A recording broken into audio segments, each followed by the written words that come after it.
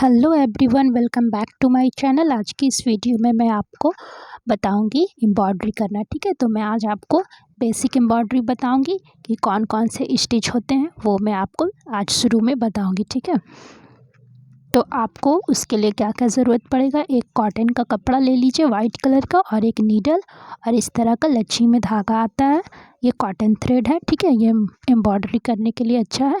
और एक इस तरह का रेशमी धागा भी आता है। तो आप अगर बिगिनर्स हैं तो आप सबसे पहले कॉटन थ्रेड से प्रैक्टिस कीजिएगा।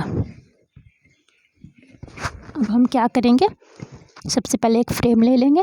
ठीक है, मैं सबसे पहले जो आज मैं आपको 8 टाइप की स्टिच बताऊंगी, तो उसके लिए मैं क्या की हूँ, पहले लाइन ड्रॉ करके रख ली हूँ और नेम सारे जो स्टिच आपको बताऊंगी उसका नाम लिख कर रख ली हूँ।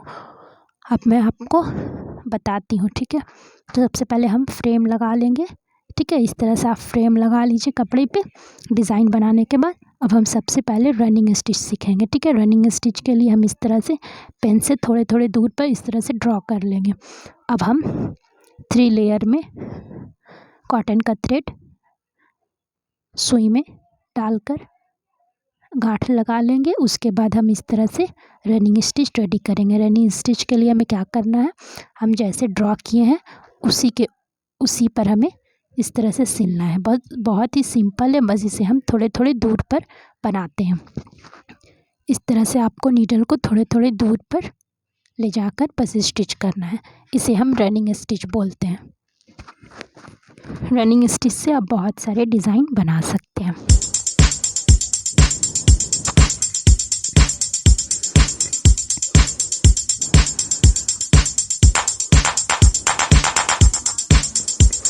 इस तरह से अब हम फ्रेम को थोड़ा आगे ले जाएंगे। मेरा फ्रेम थोड़ा छोटा है, अब हम फ्रेम को आगे ले जाकर फिर इस तरह से हम अपने स्टिच को कंप्लीट करेंगे। रनिंग स्टिच बहुत ही इजी और सिंपल है।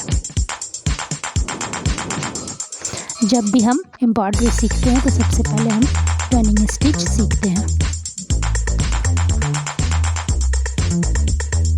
ये सिंपल सिलाई की तरह होता है, जैसे हम सिलाई करते हैं ठीक उसी तरह ये होता है। बहुत ही सिंपल है, बस इसे हम थोड़े थोड़े दूर पर सीखते हैं। अब हम दूसरा स्टिच आपको बताएंगे, वो है विप्ड स्टिच। विप्ड स्टिच बनाने के लिए सबसे पहले हमें रनिंग स्टिच के जैसा स्टिच कर लेना है। ठीक है, जैसे हम रनिंग स्टिच बनाते हैं उसी तरह हम रनिंग स्टिच बना लेंगे। अब हम एक दूसरे कलर का फैब्रिक दूसरे कलर का धागा लेंगे। उसके बाद हम इस तरह से नीचे से सुई को निकालेंगे। फिर हम क्या करेंगे, रनिंग स्टिच के अंदर से इस तरह से फंसा कर ले जाएंगे। एक तरफ से हमें फंसाना है, फिर दूसरी तरफ से निकालना है। ठीक है, यानी कि एक बार हम लेफ़्ट साइड से डालें, फिर दूसरी तरफ राइट साइड से निकालेंगे। इसी तरह से आपको विप्ड स्टिच कंप्लीट करना है। यानी कि कर्व टाइप का जो हमारा कर्व लाइन होता है ना, उसी तरह से हमें नीडल को रनिंग स्टिच में फंसा कर निकालना है। एक बार हम इस तरफ से डालेंगे तो हम दूसरी बार उस तरफ से निकालेंगे। इसी तरह से हमें विप्ड स्टिच कंप्लीट करना है। इसे हम विप्ड रनिंग स्टिच बोलते हैं।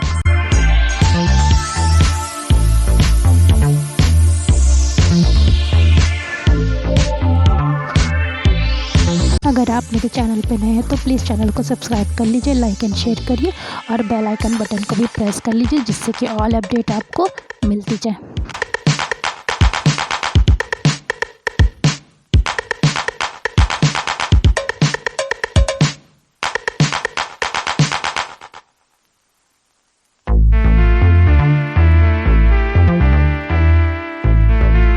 अब मैं आपको दूसरा स्टिच बताऊंगी जिसका नाम है लेस्ड रनिंग स्टिच। ठीक है, तो लेस रनिंग स्टिच बनाने के लिए भी हम सबसे पहले रनिंग स्टिच बना लेंगे। रनिंग स्टिच बनाने के बाद अब हम दूसरे कलर का थ्रेड लेंगे, यानी कि धागा लेंगे। उसके बाद हमें नीचे से डालना है।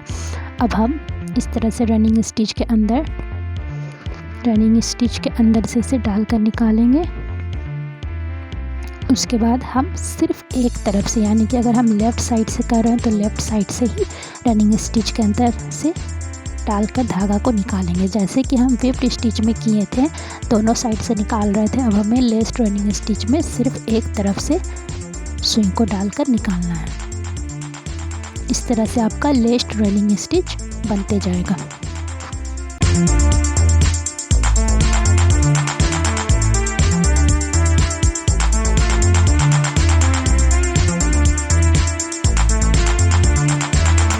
इस तरह से लेस्ट रनिंग स्टिच आपका कंप्लीट हो गया। अब हम दूसरा स्टिच बताएंगे जिसका नाम है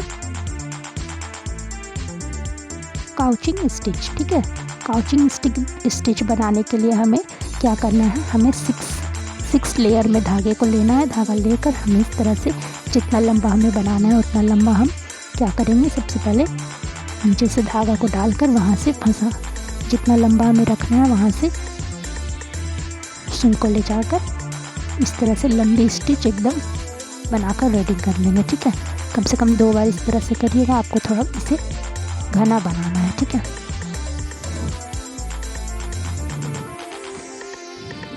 हो जाने के बाद अब इस तरह से आप अपने फ्रेम को फंसा लीजिए। फ्रेम को फंसाने के बाद उसके बाद फिर आप एक दूसरे कलर का थ्रेड लेकर अब हम इसमें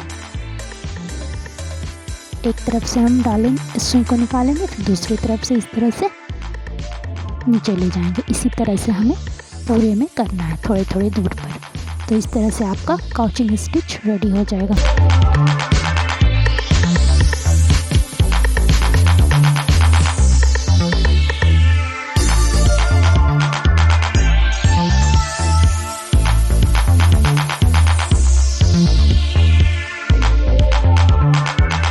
अब हम नेक्स्ट बैक स्टिच सीखेंगे। बैक स्टिच के लिए हम क्या करेंगे, इस तरह से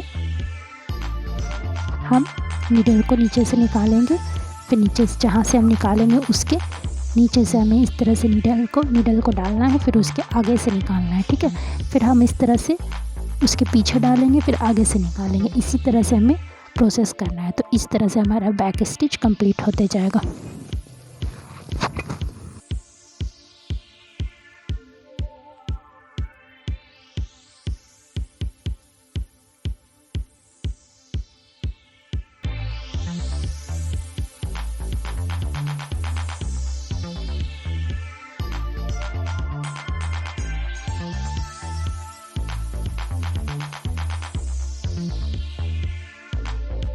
बैक स्टिच कंप्लीट होने के बाद हम सीखेंगे नेक्स्ट चेन स्टिच। ठीक है, तो चेन स्टिच के लिए हम इस तरह से नीडल को नीचे से डालेंगे। उसके बाद डालने के बाद हम क्या करेंगे, इस तरह से थोड़ा सा आगे फंसाकर नीडल को निकालेंगे, फिर नीडल में हम धागा को इस तरह से फंसाकर स्टिच कर लेंगे। अब फिर हम जो चेन स्टिच बनाए थे उसी के अंदर नीडल को डालेंगे, फिर थोड़ा सा आगे बढ़ाकर हम नीडल निकालेंगे, फिर धागा को फंसा लेंगे नीडल में। उसके बाद हम इस तरह से ऊपर डाल लेंगे। इसी तरह से हमें प्रोसेस करते जाना। इस तरह से हमारा चेन स्टिच बनकर रेडी हो जाएगा।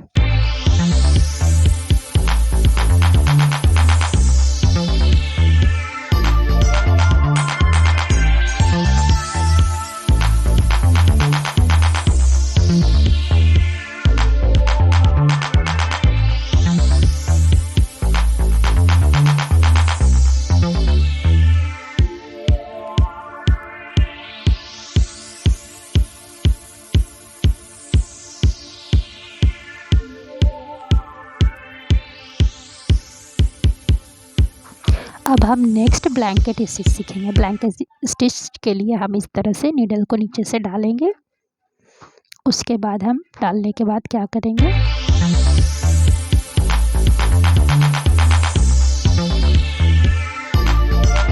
नीचे से थोड़े दूर पर, ठीक है, थोड़े दूर पर इस तरह से नीडल को निकालेंगे। फिर जो धागा हम पहले डाले थे उसे हम सुई में फंसा देंगे।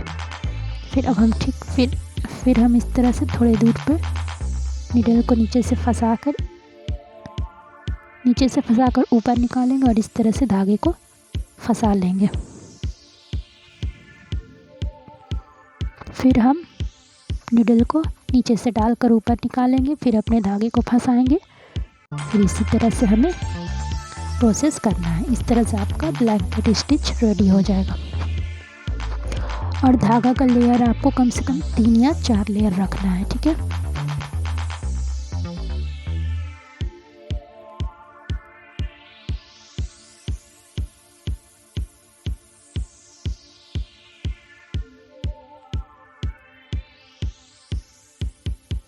नेक्स्ट हम सीखेंगे फ्लाई स्टिच। ठीक है, फ्लाई स्टिच के लिए हम इस तरह से नीचे से नीडल को निकालेंगे, फिर उसके बगल में थोड़ी दूर पर हम इस तरह से नीडल को डालेंगे। ठीक है, डालने के बाद हम क्या करेंगे, पूरा अपने धागे को नीचे की तरफ नहीं ले जाएंगे, थोड़ा सा धागा हमें इस तरह से रखना है। फिर हमें उसके बीचों बीच इस तरह से नीडल को निकालना है और उसमें से धागे को फंसाकर नीचे ले जाना है। फिर उसके बगल में नीडल को निकालेंगे, फिर उसके थोड़े से दूर पर नीडल को नीचे ले जाएंगे, फिर धागा को थोड़ा सा हम ऊपर की तरफ रखेंगे, फिर नीचे से लाएंगे हम नीडल को और उसमें धागा को फंसाकर थोड़े दूर पर हम इस तरह से नीचे ले जाकर फिर स्टिच कर देंगे। इसी तरह से हमें पूरे में प्रोसेस करना है। इस तरह से हमारा फ्लाई स्टिच कंप्लीट हो जाएगा।